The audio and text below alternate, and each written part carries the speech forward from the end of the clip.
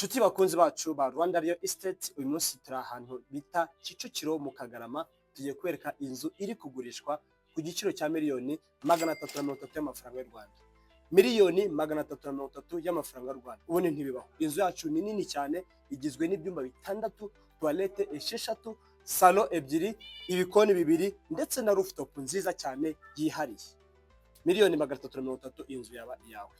Umunota umwe video irambuye muraza kuyisanga kuri YouTube channel yacu Rwanda Real Estate. Murakoze, murakagira Imana n'amafaranga.